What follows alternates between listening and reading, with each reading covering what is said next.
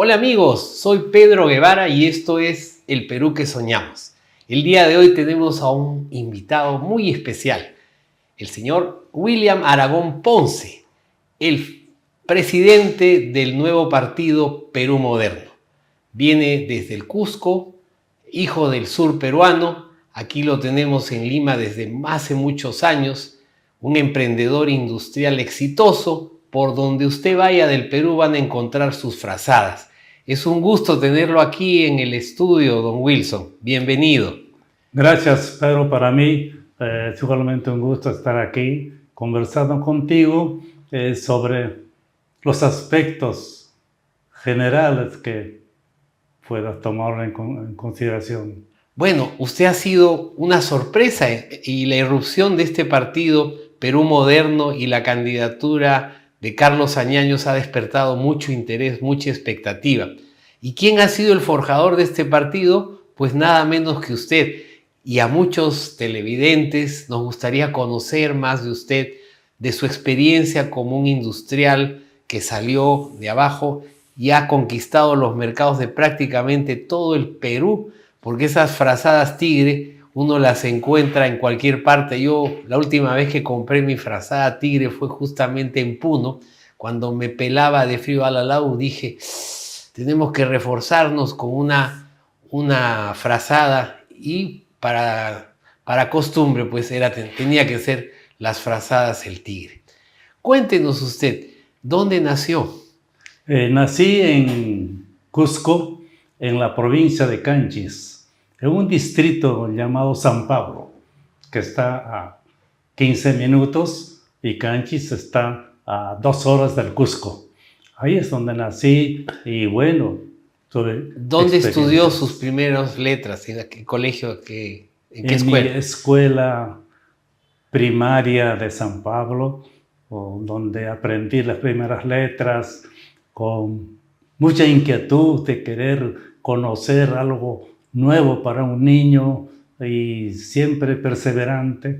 En fin, tuve una infancia muy buena porque es una etapa en que uno juega, se divierte y abre los ojos al mundo, los amigos, los compañeros. Es decir, en esa época no había celulares, no había esta cosa. ¿Qué jugaba? ¿Al trompo? Sí, al trompo, carritos, pelote, trapo, ¿no? Ese era nuestro día a día. Y para que... ¿Cuál era su curso favorito, si había alguno? Sí, siempre fue matemáticas. Ah, matemáticas. Matemáticas y más adelante. Luego tengo entendido que vino a Lima muy pequeño, muy joven. Sí, vine a los 15 años. Cumpliendo los 14 años, vine ya con tercer año de un instituto vocacional en el distrito de Tinta, que también es histórico porque claro, está ligado a Tupac Amaru, a esos grandes héroes del pasado. O sea, a los 15 años desde el colegio de Tinta se vino a Lima. Sí, así es. ¿Y acá en dónde culminó su secundaria?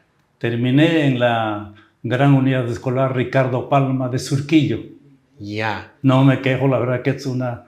¿Qué experiencias le traen la Gran Unidad Ricardo Palma de Surquillo? Excelentes experiencias. ¿Qué pasa? Los amigos me decían allá en San Pablo, una zona alejada, ¿no? Donde todo es tierra, donde uno más bien está junto a la naturaleza y es parte de la naturaleza. Me decían, Wilson, no vayas a Lima, porque allá los estudios son tan fuertes de que no vas a pasar ni con 0, ¿no? Así. Entonces yo vine muy preocupado, pero mi objetivo era venir a Lima, desafiar ya a Cusco, que estaba a 2 horas. Dije, no, va a ser algo igual. Arequipa podría ser, pero Lima es lo máximo, donde está todo. Dije, es la aspiración de muchos provincianos, sí, llegar a de Lima. Frente a Lima, a enfrentarse. ¿Y con quién vivía en Lima? ¿Con su familia o...? Sí, menos mal tenía una hermana que había venido anteriormente. Y llegué a su casa para que me cobijó y pude tener un lugar donde estar. Y cuando culminó su secundaria, ¿qué hizo alguna vez que acabó su secundaria?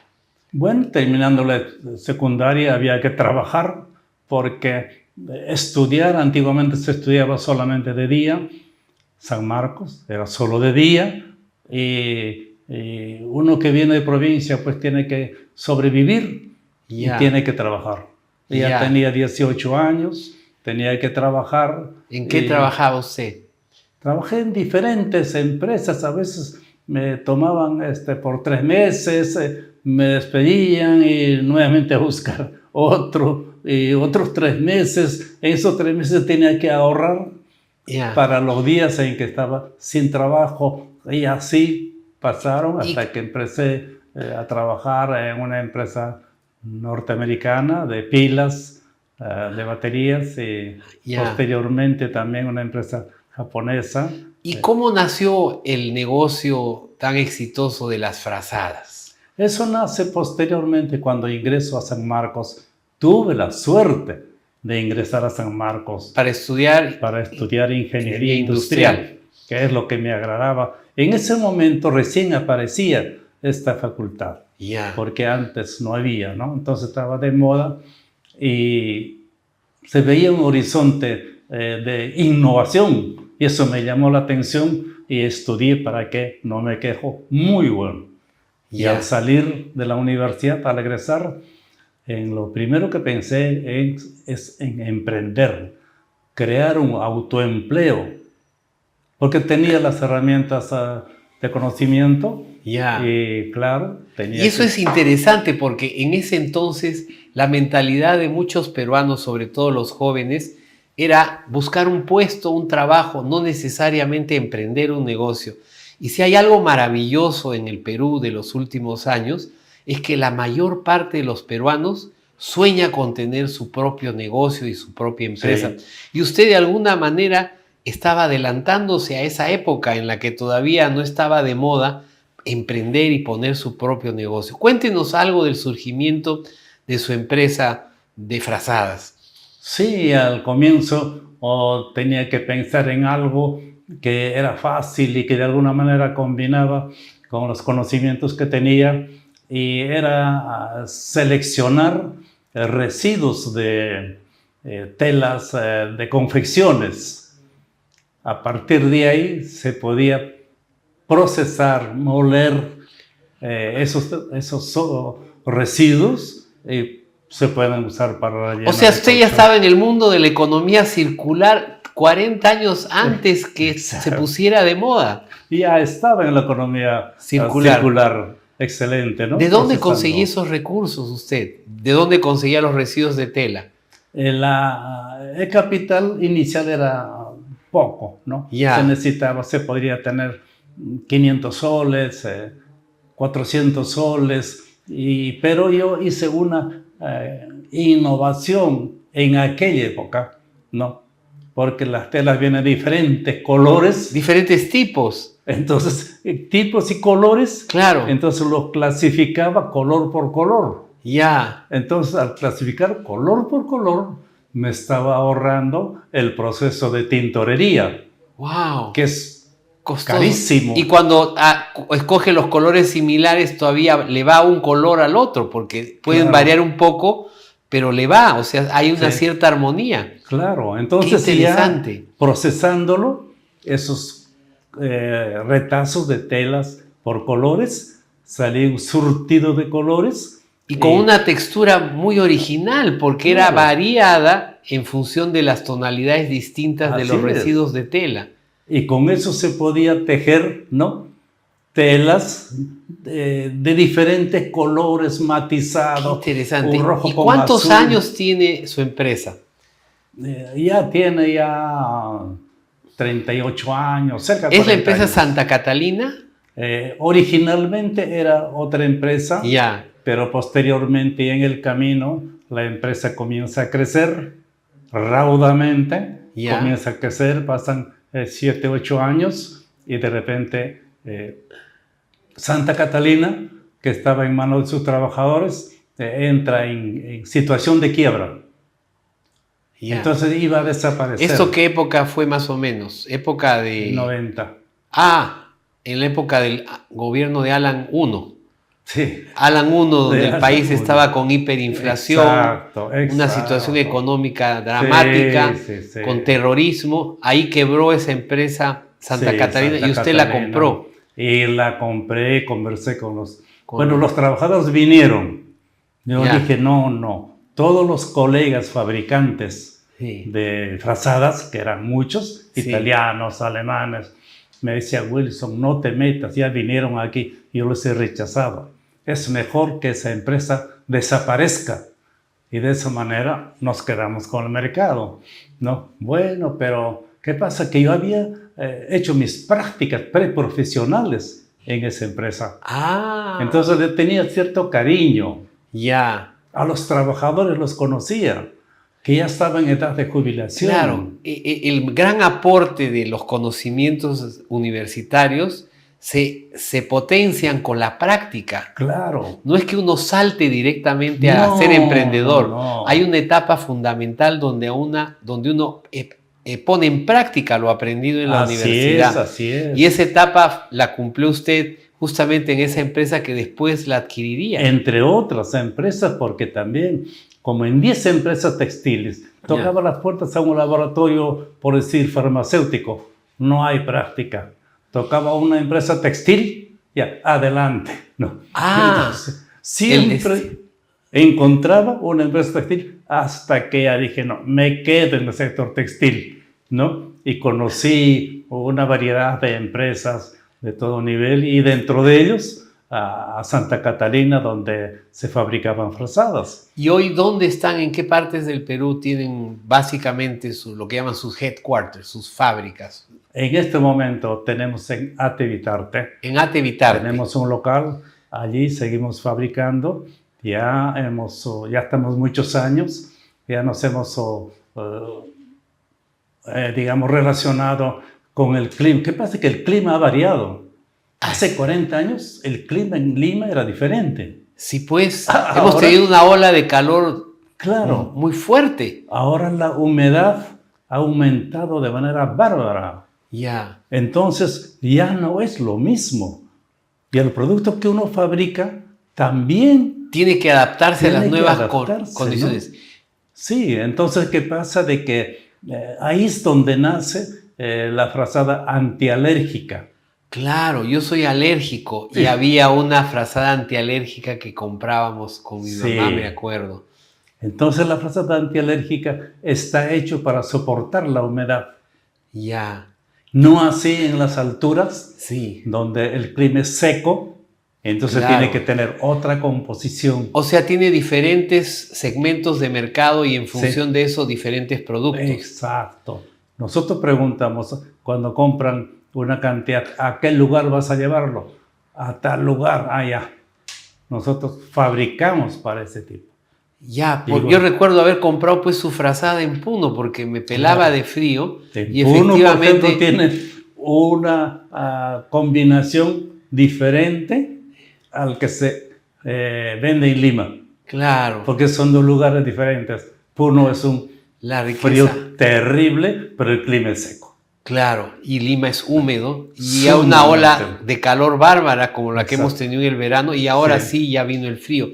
Mire, es importante rescatar de su experiencia cómo es que usted, en primer lugar, descubrió un nicho de mercado que era el de justamente las frazadas y el sector textil, a pesar de que estaba explorando otros caminos y pudo sacar adelante. ¿Cuántos años tiene ya la empresa Santa Catalina y cuántos años tiene usted en el sector textil? Ya, Santa Catalina está desde 1888. Wow. 136 años prácticamente, y tiene esa edad Santa Catalina. Yo tengo ya en mi poder 40 años como dueño de la empresa. Como dueño de la empresa. Ya. Y ya, claro. ¿Y cuáles son sus mercados? ¿Tiene ya mercados en el exterior? Tenemos básicamente en el Perú. Ya. Tenemos en todo el Perú. Ya, ¿no? sí, eso y hay sí. épocas y todo. Bueno, sería importante, interesante que empiece ya a pensar en conquistar los mercados del mundo. Para empezar, nuestro vecino Bolivia. Sí, porque uno cruza Puno de Puno a Bolivia y no se ha dado cuenta porque el clima, la gente, la idiosincrasia es muy, muy similar. Sí, es similar, sí. En Bolivia ya se vende nuestro producto. De contrabando probablemente. Todavía. Sí. Sí, sí. Ya. Nosotros en la frontera vendemos a los clientes. Ya. De ahí ya no sabemos. No sabemos qué dónde pasa. va. Es un misterio. El mercado boliviano es interesantísimo. Ya como un dato curioso, cuando yo estuve de director de oficina comercial en Bolivia, me dijeron, por ejemplo, ¿qué pescado se consume en Bolivia? ¿Sabe usted cuál es el pescado más común en Bolivia? A ver. Este pescado que come otros pescados. Ah, Bueno, anteriormente estaba el suche, pero hoy en día la mayor parte del pescado que se consume en Bolivia proviene del Perú y de contrabando. ya. Y justamente una de las cosas curiosas es que el flujo económico comercial entre Puno, Bolivia, hace que las costumbres, incluso la culinaria, sea muy similar. Sí, sí, sí. Tengo entendido que usted, después de estudiar, tuvo que irse a Italia y Alemania. ¿Nos puede contar Sí, algo de su experiencia? claro, ¿qué pasa? Lo que nos falta en el Perú es tecnología. No hay innovación, no se organizan ferias internacionales sobre innovación. Entonces yo quería conocer maquinarias, equipos, ¿no? Laboratorios. ¿Y cuándo fue que emprendió sus viajes a Europa? ¿Cuando ya estaba en el negocio con Santa Catalina? Sí, Ya, antes. Ya. ¿Y qué rescató de esa experiencia en Italia y en Alemania? Básicamente su alta tecnología. Ya. Conocí en Italia, Sí. que es un país que innova frecuentemente y hay ferias internacionales llamado ITMA, y ahí uno encuentra maquinarias de todo tipo. Si son textiles, con mayor razón. Entonces ahí uno abre los ojos y uno ya traza un proyecto por dónde y cómo debe avanzar. Yeah. Para darle... ¿Cuáles fueron sus desafíos iniciales en esos años en que usted recién incursionaba en el sector textil? ¿Cuál fue el mayor desafío que tuvo que afrontar como emprendedor industrial del sector textil? Bueno, el desafío, desgraciado y lamentablemente, era el Estado. El Estado. El Estado aparecía como un enemigo, pero no sé si te acuerdas del dólar MUC. Por supuesto, no podía usted ni siquiera... Nada, yo necesitaba... Había un tipo de cambio distinto Sí. en función de la influencia política que tenía con un funcionario del gobierno. Sí, sí, y yo necesitaba urgente importar un repuesto para una máquina principal que Ya. no había en el Perú. Ya. Y resulta que solicité $3,000 Ya, para que me la tenga el valor de valor, ¿no? ya. Bueno, me recibieron la solicitud. Pasó una semana, 2 semanas, un mes, 6 meses. Yo hace rato había traído ya con dólar paralelo a mis repuestos, ¿no? Y a los Claro. 6 meses me dicen, por el momento no hay. Wow. Y esa época también vivimos una hiperinflación bárbara. Y una hiperinflación en que cada día... Y sobre todo para quienes importaban insumos como usted. Exacto, sí. Ya. Así que había que adecuarse, predecir lo que iba a pasar, ¿no? Ya. Dar unos saltos, incluso con el mercado. Uno vendía esta semana a un precio a los clientes, a la otra semana ya no era. Mis Claro. clientes básicamente en ese tiempo estaban en el oriente, ¿no? En Puno. O en sea, el usted tiene norte. frazadas de acuerdo a cada nivel ecológico del Perú. Sí, sí. Para la costa, así la es. Yunga, la Suni, la Puna, etcétera, Sí. etcétera. En términos de cómo usted incursiona a la política, hoy en día muchos empresarios temen ingresar a la política. ¿Cómo es que usted descubre su vocación por el bien común y por ingresar a la política? Porque es una curiosidad que un empresario exitoso como usted decida formar un partido político y cambiar la realidad que vivimos día a día, autoflagelarnos cuando uno abre el periódico, escucha las noticias, ¿Cómo es que usted incursiona a la política? Me he sentido impotente de poder enfrentarme al Estado, ¿no? Porque la primera noticia que tengo sobre esos dólares, ¿no? Después viene Indecopi, que es una mafia bárbara. Está lleno de corruptos, hablando de finales del 2000, por decir, ¿no? Wow. Que llegan a quitarme, sin mayor argumento, la marca Tigre, que es nuestro producto bandera. Es como quitarle, pues, a Abacus su marca Cristal. Wow. Al día siguiente... ¿Y usted la tenía registrada? Claro, lo tenía registrado, bien registrado. Es lo que más cuidamos nosotros. Ya. Y nunca dejamos de fabricar. Y de la noche a la mañana dice, abandonado durante 3 años, así que ya pasa a uso común. Y al día siguiente aparecen piratas que sacan a la tercera parte del precio, pero con materiales, cualquier cosa menos lo que debe ser. ¿Y logró recuperar su marca? Pasaron 10 años. 10 años. 10 años pasaron para recuperar. Tuve que recurrir al Poder Judicial, y menos mal el Poder Judicial en última instancia, después de 10 años, ordenó a Indecopi para que repongan la marca. Wow. La titularidad. Ese peso del Estado es descomunal y es una de las razones del atraso de nuestro país. Sí, y eso nos ha causado, pero una serie de problemas financieros, de todo tipo. Ya me imagino. O sea que si nosotros sobrevivimos... Un sobreviviente del Estado peruano. Soy un sobreviviente de las barbaridades, de la corrupción que está en el cuerpo del Estado. En todos los lugares, a donde uno va. Pisa la pus. Sí. Entonces dije, a ver, ¿qué hago? Algo tengo que hacer. Y también hay otro factor, que como he estado hasta 15 años en el Cusco, conozco la pobreza y seguía el abandono. De vez en cuando viajaba y veía lo mismo, la misma necesidad.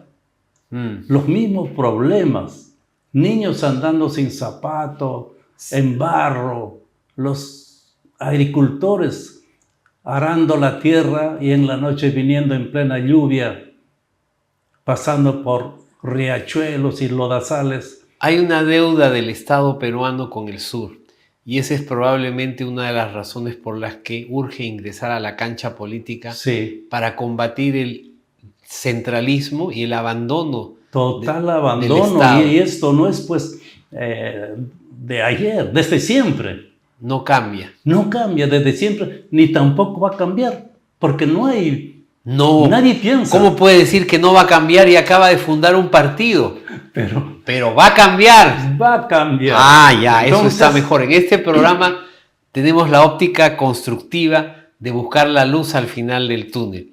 Entonces, si nosotros no hacemos nada, claro, no va a cambiar. Entonces, ¿y cuándo es que usted decide incursionar en la política? ¿Cuáles son sus antecedentes? Quizás en la universidad, o se fue incubando ese proceso de incursionar. Primero estaba eso de rechazar lo que hace.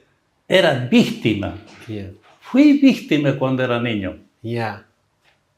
Allá en la provincia, ¿no? En el Cusco.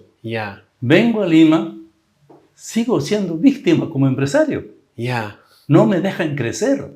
Soy un emprendedor al que le han dado de todo, duro, una cosa, los controles, Sunafil, bueno, y todo. Sunat, la maldita Sunat. Sunat, bueno, Sunafil. Está bien, pero ya tienen que, no pagaste hace 15 días, deberías haber pagado. Mire, he tenido que pagar salario, dame un tiempito más. No, señor, a mí no me importa. No.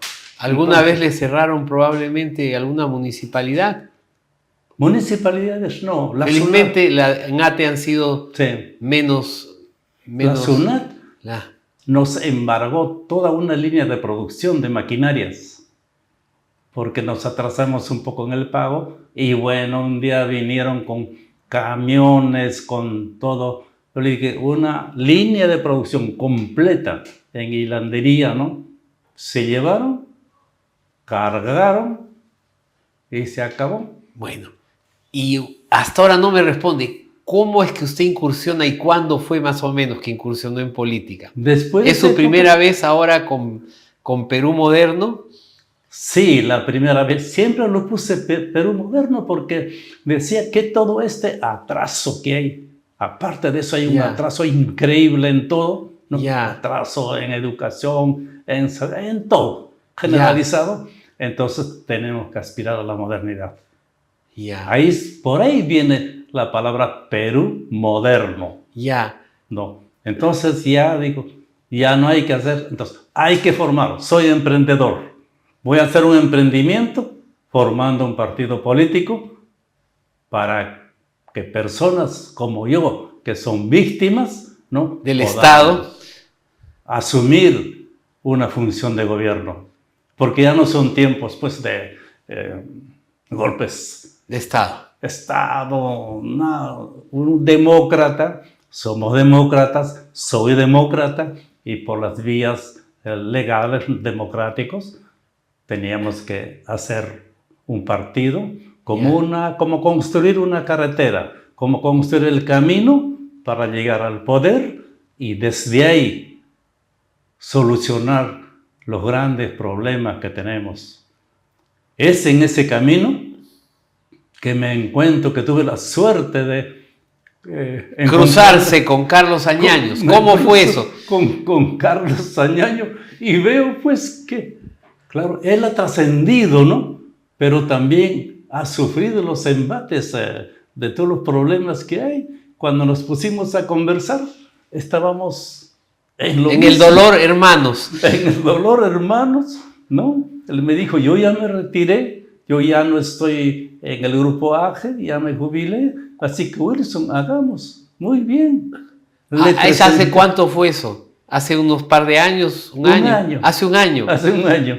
Hace un año fue y cuando comenzamos a ver, ¿tú qué piensas en esto? ¿Cómo debería ser? ¿Cómo debería? Coincidimos al 100%. Pero ustedes dos encarnan exactamente el provinciano emprendedor, incluso ambos nacidos del sur peruano, con el propósito de crear empleo, invertir, generar trabajo, generar progreso, y el destino político los ha unido. Exacto, ¿no? Después, o sea, usted no lo conocía a Carlos Añaños, recién lo conoció hace alrededor de un año. Que sí lo conocía. Claro, ¿quién no tomó su gaseosa? Sí, sobre todo en provincias. La historia, todo, pero a él no lo conocía, no lo había tratado después. Me voy enterando poco a poco y dije, bueno, me voy a acercar a conversar. Y fruto de esa conversación está este partido. ¿En qué condiciones ha entrado Carlos Añaños al partido Perú Moderno? Él nos ha comentado que entra como un militante, ¿no es así? Él entra como un militante, obviamente, pues tiene una serie de facultades de poder escoger a la mejor gente, a los talentos que en nuestro país. En nuestro país sí hay talentos. Sí, pero tienen miedo de entrar a la cancha política. Y es hora de entrar porque si no el país se desbarranca por la ruta del Foro de Sao Paulo, la Agenda 2030, y eso que podría destruir a nuestro país, debemos evitarlo entrando a la cancha política. Claro, basta ya de mirar el partido, porque tenemos probablemente muy buenos talentos, muy buenos analistas, podríamos tener hasta el mejor entrenador, pero si no tenemos futbolistas en la cancha, no metemos goles y no ganamos los partidos. Y ahora es oportuno entrar a la cancha con la camiseta peruana. Porque podemos tener o ser hinchas del Cristal, de la U, de Alianza, pero cuando juega nuestra selección tenemos que ponernos la camiseta del Perú. Y por eso es que a pesar de las diferencias que podemos tener entre la hinchada crema y la hinchada aliancista, o la hinchada del cienciano, nosotros tenemos que ponernos la camiseta peruana. Al final nos ponemos la camiseta peruana.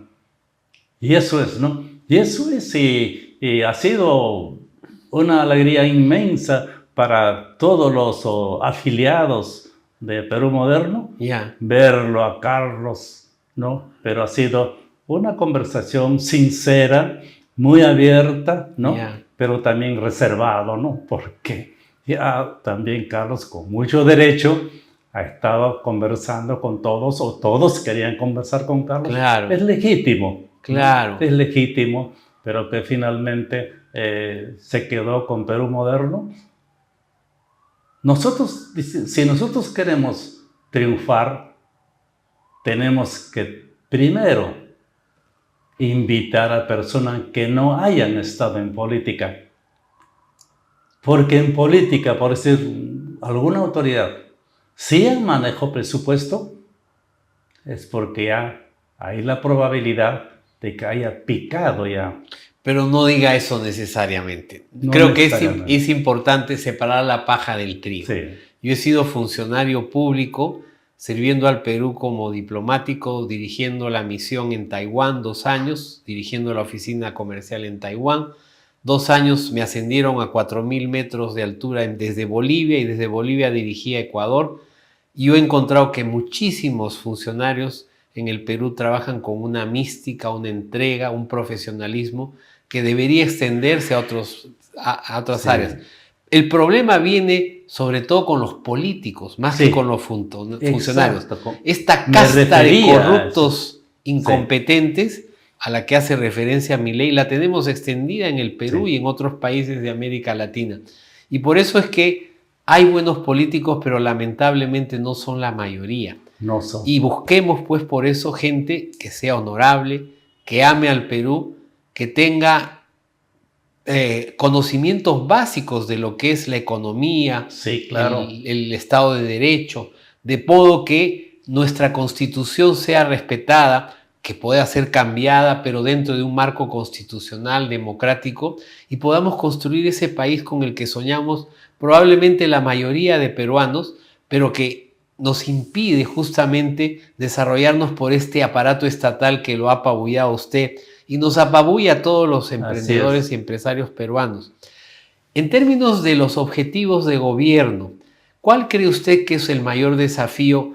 O si hubieran tres objetivos que usted le gustaría cumplir luego de esta aventura que se va a iniciar, ¿cuáles podrían ser esos tres? Imagínese usted va de senador, quizás de candidato presidencial de su partido, y después de 5 años le preguntan qué cosa es lo que usted ha conseguido desde la política. ¿Qué 3 cosas le gustaría conseguir como objetivos que sean, digamos, primordiales, esenciales para Perú moderno?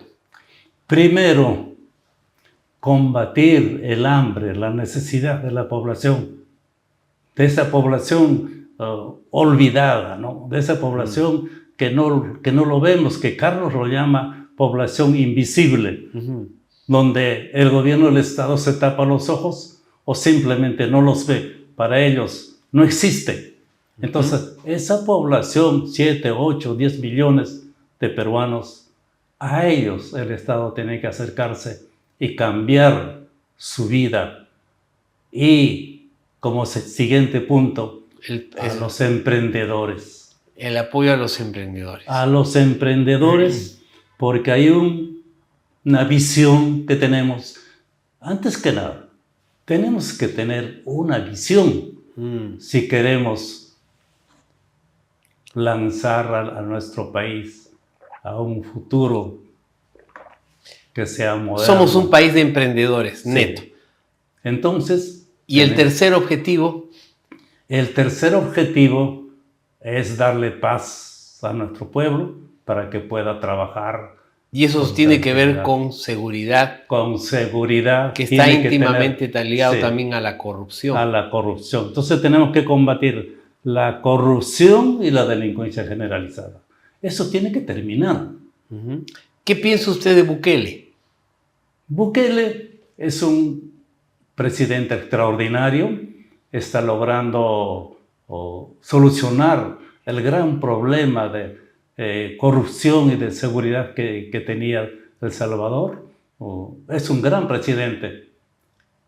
Sin embargo, aclarando eso, es que nosotros tenemos desde hace tiempo creando un modelo propio, un modelo... Tenemos que crear un modelo que se adapte a nuestra propia realidad. Sí. Probablemente recoger algunas lecciones, pero definitivamente considerar que nuestra realidad no es la misma que la del Salvador. Sí, sí.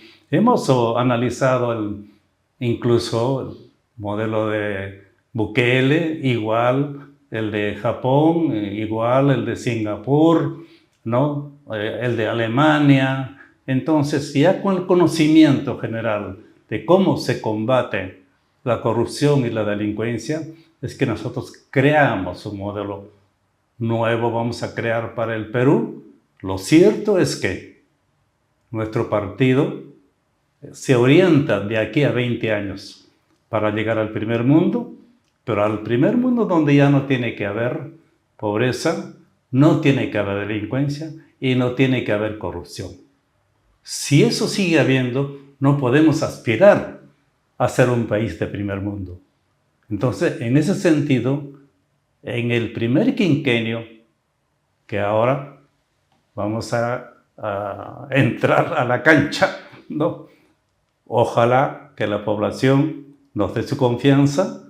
Con toda seguridad vamos a trabajar en esos tres objetivos: acabar con la pobreza, sí, combatir la corrupción y con un país de paz. Sí. Esos son, creo, los tres objetivos urgentes y más importantes en el corto plazo. Sí. En términos de la descentralización, usted como provinciano, pero tuvo que venir a Lima para forjarse un porvenir mejor, ¿cuál cree que son los desafíos que debemos enfrentar para, por ejemplo, reformar el Estado y sobre todo emprender una nueva reforma de la regionalización? Sí, ahora estamos en una feroz centralización.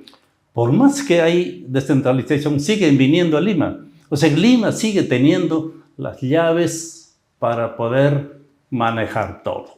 La gran corrupción se da en Lima y también va llevando. Bueno, pero la corrupción creo que no solo está en Lima, porque ahí están los gobiernos regionales y tenemos cárcel, a tantos gobernadores en la cárcel. Sí, así es. Y es más, es un hecho que los gobiernos subnacionales, tanto regionales como provinciales, distritales, no saben cómo gastar ni en qué gastar. Ese es el más, gran problema. Una ingente cantidad de recursos no se gastan. Sí. Y esto asumiendo que se les mide por capacidad de gastar. Claro. No la calidad del gasto. Entonces, tenemos que la presencia del Estado, a pesar del crecimiento económico que tuvimos efectivamente en muchos años, y los recursos fiscales como nunca se han tenido, no se notan en la población, ¿no? O sea, no se perciben. Y ante esa ausencia del Estado, muchas veces la empresa minera tiene que hacer el papel de ese Estado ausente. Sí. Y las poblaciones buscan a la empresa minera justamente para suplir esa ausencia del Estado. En términos de la descentralización, sobre todo en el sur peruano, ¿cuál cree que debería ser el camino probablemente para transferir las decisiones y que estas consigan resultados en términos de los gobiernos subnacionales? Primero, tenemos que trabajar en base a proyectos de desarrollo. Para comenzar, el partido, para iniciar, tiene que tener un proyecto nacional de desarrollo. Porque ¿qué pasa? Que cuando llegan al gobierno no saben ni por dónde comenzar. No tienen idea de qué hacer. Exacto. Y menos de cómo hacerlo. Ni cómo hacerlo, ¿no? Entonces, en ese sentido, el gobierno central, luego, todas las regiones, candidatos de las regiones, lógicamente con dirección de la central, igual tienen que hacer proyectos de desarrollo de la región. Antes de las elecciones. Igual lo harán los alcaldes provinciales y distritales. O sea, antes de entrar ya tienen que saber qué hacer cómo lo van a ¿Y hacer, cómo lo van a hacer? con qué recursos, ¿Con qué con qué recursos? programas, con qué equipos, con qué cronograma Así y es. cómo, incluso con qué indicadores de impacto y gestión. Sí, así es. Entonces, recogiendo una retroalimentación de las bases de la pirámide, es que en la cabeza de la organización se hacen los ajustes y se tiene que manejar el presupuesto. ¿Cuáles son las aspiraciones para llegar, dar saltos cualitativos? Tener parques industriales en todas las provincias del Perú para apoyar a los emprendedores. Tener aeropuertos internacionales en todas las regiones. No se logrará en el primer periodo. Por eso decía que nuestro proyecto es de 20 años. Entonces, tiene que haber aeropuertos internacionales para que puedan, de ahí nomás a la exportación, sus productos. Y los caminos que tienen que unir a nuestro país. Tenemos que tener caminos, supercarreteras. Vías longitudinales y transversales. Porque el Transversales. Perú tiene una realidad que marca geográficamente a toda Sudamérica y es la cordillera de los Andes, que divide la vertiente hacia el Pacífico y la vertiente amazónica que apunta hacia el Atlántico. Claro. Y esa cordillera de los Andes físicamente es un obstáculo que no podemos dejar de reconocer. Por ello creemos que es imperativo construir vías transversales que vayan de costa a sierra, selva, incluyendo al mar y proyectándose inclusive al Océano Pacífico. Claro. Porque hoy hemos estado abogando por los trenes bioceánicos, las transoceánicas, justamente como un mecanismo para articularnos a lo que es el centro de gravitación económica comercial que gira alrededor del arco del Pacífico. Claro. Y es que hoy en día los países del Asia, de Oceanía y de la costa occidental de América representan alrededor del 70% del comercio y de la economía global. Es decir, los consumidores ya no están en el Atlántico Norte, es decir, en Europa y en el norte de América. La mayor parte de los consumidores están en el Asia y principalmente en China y en India. Y ese futuro promisor que nos espera en el Perú, creo que debería aprovecharse, como usted muy bien menciona, a través de la infraestructura vial. Esa infraestructura vial que no solamente debería ser carreteras, sino trenes, vías lacustres, vías fluviales y también el cabotaje. Porque hoy en día, a Dios gracias, hace pocos días ya hay un proyecto, hay una ley de cabotaje muy favorable que permite recurrir al mar y a los buques justamente como un mecanismo para transportar bienes y personas. Eso yo creo que permitiría que el Perú se movilice no solamente en el ámbito nacional, sino también se proyecte al exterior. Y como usted dice, nosotros debemos soñar también con que el hombre del agro peruano, el industrial, el pequeño empresario, no piense simplemente en 33 millones de peruanos, sino en 8.000 millones de consumidores a los que podemos llegar gracias a esos 22 tratados de libre comercio que tenemos. Esos 22 tratados de libre comercio afortunadamente han sido una política de Estado. O sea, a pesar de los diferentes gobiernos, esta política de Estado de apertura económica y de proyección al mundo ha sido fundamental para eso que usted dice que podríamos conseguir gracias al comercio internacional y a mirar el mundo desde lo local a lo global. Así es. A eso es lo que nosotros tenemos que... Y ahora ya hay tecnología. Ya se puede cruzar el cerro. Existe ya la tecnología. Existe la tecnología y no es lo mismo hacer, o como se hizo, ¿no?, la carretera central o el Tren Macho o grandes obras como el mismo Canal de Panamá. los recursos hoy tecnológicos en el campo de la construcción son brutales. Sí. Incluso los chinos, sobre todo, ellos pueden emprender grandes obras de infraestructura a tiempos récord. Sí. Y toda esa tecnología la podemos nosotros asimilar no necesariamente con recursos solo del Estado, sino con asociaciones público-privadas, Sí. porque el sector privado no solamente trae el capital monetario, el sector privado trae también la tecnología, el know-how y el conocimiento Sí. que nos permite aprender en pellejo ajeno y acelerar esas obras. Y esto de ninguna manera está en contra de las constructoras nacionales, porque yo creo que hay una discusión hasta cierto punto injusta cuando se habla de los proyectos de gobierno a gobierno, porque yo creo que hay determinados grandes proyectos que podrían justificarse con este mecanismo de gobierno a gobierno. Pero hay muchísimas empresas constructoras peruanas que conocen mejor que nadie el territorio. Es más, uno trayendo esas empresas extranjeras de gobierno a gobierno puede hacer también una transferencia de conocimiento y de tecnología. Sobre todo, sí. Exacto, por eso es que no hay que pensarlo blanco o negro. No. Ambos mecanismos pueden ayudarnos a construir esa infraestructura que necesitamos tan urgentemente. Sí. Nosotros tenemos que mirar el mundo. Exacto. Tenemos que mirar el mundo, la tecnología, cómo está y aspirar. Si algo está inventado, ¿para qué romperse la cabeza inventando? Ya podemos perfeccionar, adecuar a nuestra realidad, ¿no? Y esa ha sido la ruta que han seguido países que fueron subdesarrollados. Yo repito tanto, Taiwán, Corea del Sur, Singapur, Hong Kong. Sí, claro. Hace 50 años eran países con ingreso per cápita inferior al del Perú. La misma China, cuando se abrió al capitalismo, cambió completamente la realidad de las ciudades que hoy asombran al mundo.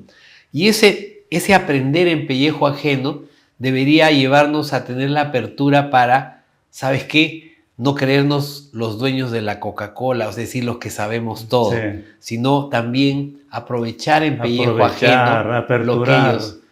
convocar, ¿no? Sí. Y esa es parte de la política que nosotros con Carlos hablamos y tenemos que llevarlo de esa manera.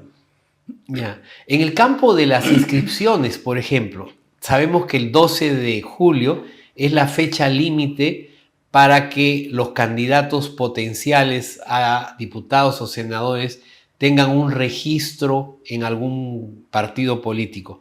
¿Cómo están ustedes? ¿Cuál es la fecha límite si quieren inscribirse como potenciales candidatos al Congreso? Sí, para nosotros la fecha límite son los primeros días de julio, antes del 12.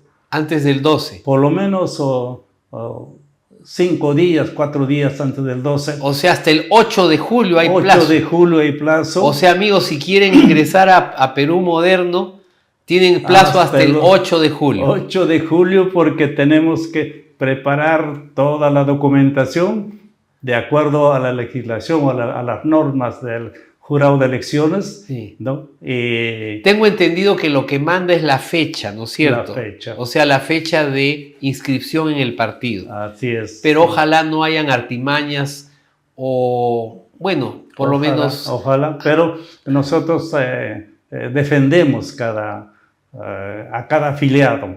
Ya. Esperaremos incluso hasta el día 10, 11, ¿no? Para poder ingresar, aunque sea a última hora, pero sí convocamos a los mejores talentos, a los profesionales, a las personas que tienen fe en el Perú de que sí podemos cambiar, sí podemos lograr algo que otros lo creen imposible, pero nosotros sí. Bueno, el testimonio de vida de usted y de Carlos es la encarnación del emprendedurismo exitoso en el Perú. Uno tiene que saltar barreras. Y si han podido contra el Estado peruano, imagínese un Estado que en vez de hacerte la vida imposible, te facilite las cosas. Un Estado que deje de intervenir donde no debe intervenir, como este proyecto desastroso de de la refinería de Talara que nos sigue drenando recursos que podrían tranquilamente dedicarse al agua y desagüe de muchísimos peruanos o de las poblaciones que usted tiene. Como ha hecho ingenieros mención. industriales, tanto con Carlos conversamos, cuestión de hacer un análisis, una reingeniería para ver si lo podemos salvar, pero si la carga es muy grande y no se puede, pues... Desde el punto de vista empresarial no tiene ningún sentido tener en una empresa que está quebrada y que año a año me sigue drenando recursos que impiden que yo pueda destinarlo a lo que es la prioridad, que es justamente la justicia, la seguridad para empezar, porque el Estado tiene el monopolio de la fuerza justamente para dedicarse a lo más básicos, que es la seguridad. Y tenemos pues comisarías, policías que no tienen ni siquiera balas o tienen que comprarse su propio armamento, mientras la delincuencia se va capacitando, va evolucionando. Tecnológicamente nosotros estamos rezagados y lo que es calamitoso es que seguimos perdiendo plata con esas aventuras empresariales como la de la refinería de Talara. El Estado también debe cumplir un rol fundamental, sobre todo en aquello que no puede hacerlo el sector privado. Exacto. En ese sentido, creemos que es fundamental que la meritocracia esté detrás de cada uno de los funcionarios que ocupa la responsabilidad de velar por el bien común.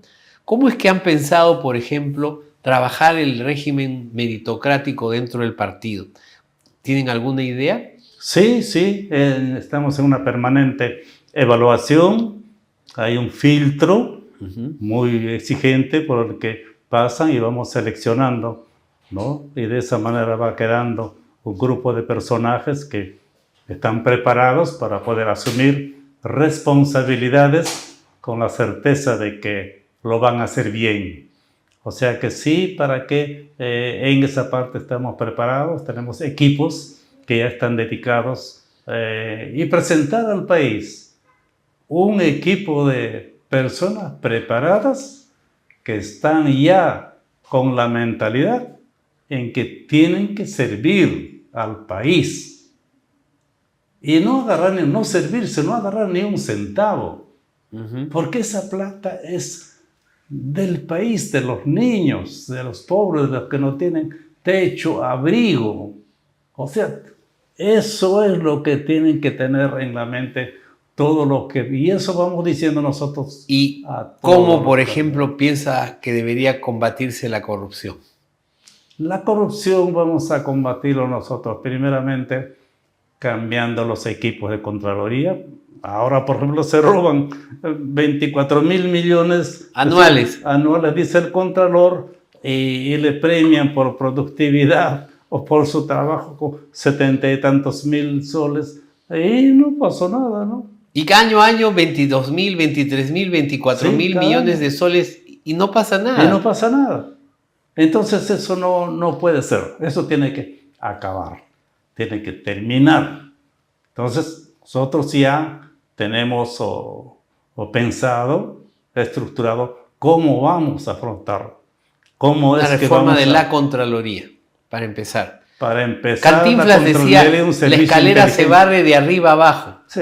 Y el ejemplo es fundamental. Sí, claro. Porque muchas entidades dicen, bueno, si el jefe roba, yo también pues robaré. Claro, claro. Ese es justamente por eso es que en el partido hemos dicho que nadie va a poner ni un centavo.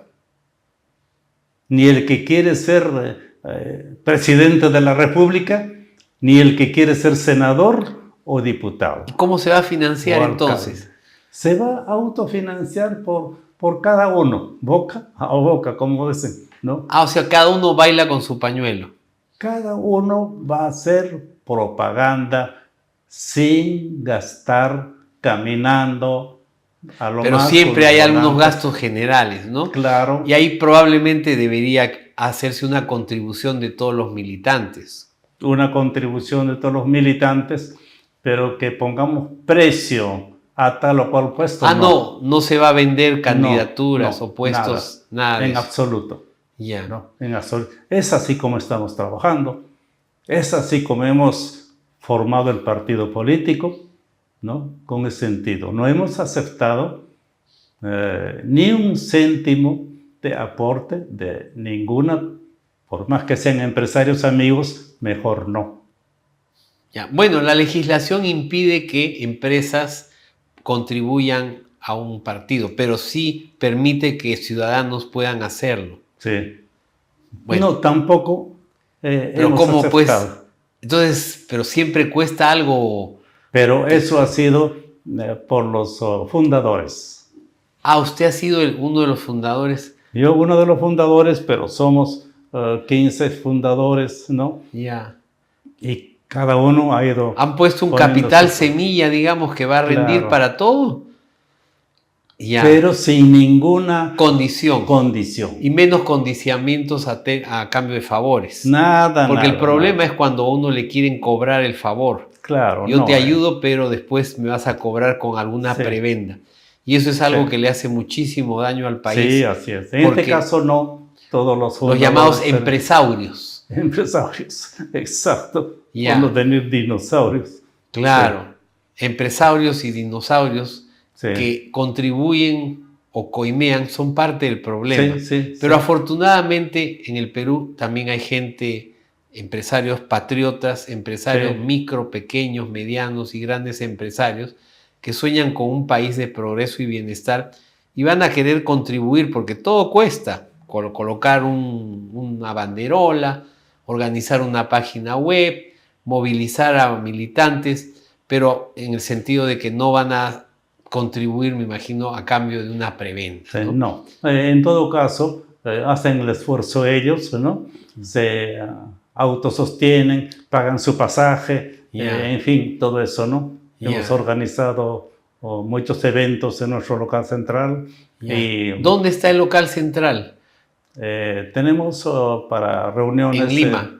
En Lima, el cerebro del partido está en Girón Caraballan 420, a cuadra y media de la Plaza de Armas.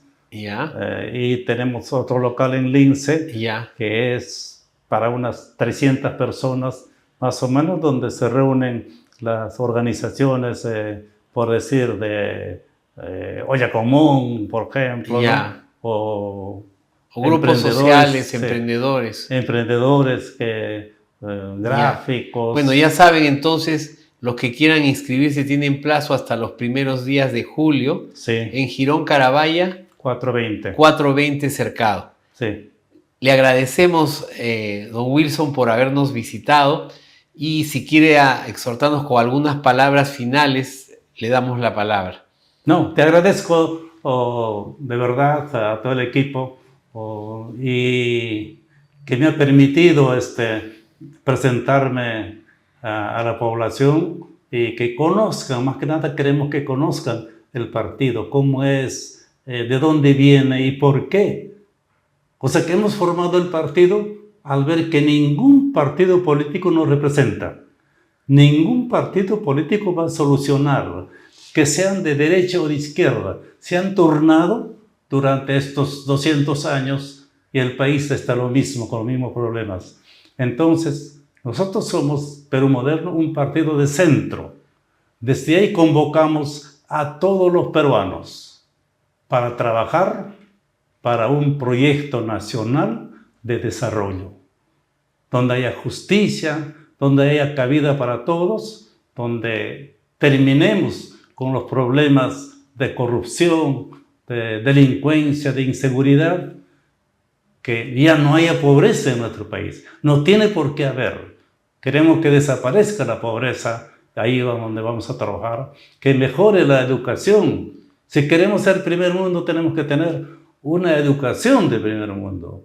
La esperanza está en nuestros jóvenes, en los niños. Y la salud es algo dramático en el Perú, en nuestro país. Y tiene que haber salud, centros médicos en todos los centros poblados de nuestro país. Porque no es justo que una señora para dar luz tenga que caminar a caballo durante 7 u 8 horas. Con el riesgo de perder incluso la vida. Sí. Tenemos que cortar, don Wilson, y le agradecemos y esperamos tenerlo también en el futuro acá y abogamos por ese proyecto en bien del Perú, que esperamos traerá progreso, bienestar, no solo a los peruanos que están hoy viviendo y sufriendo, sino las generaciones venideras. ¡Viva la libertad! Gracias. ¡Viva el Perú! Gracias.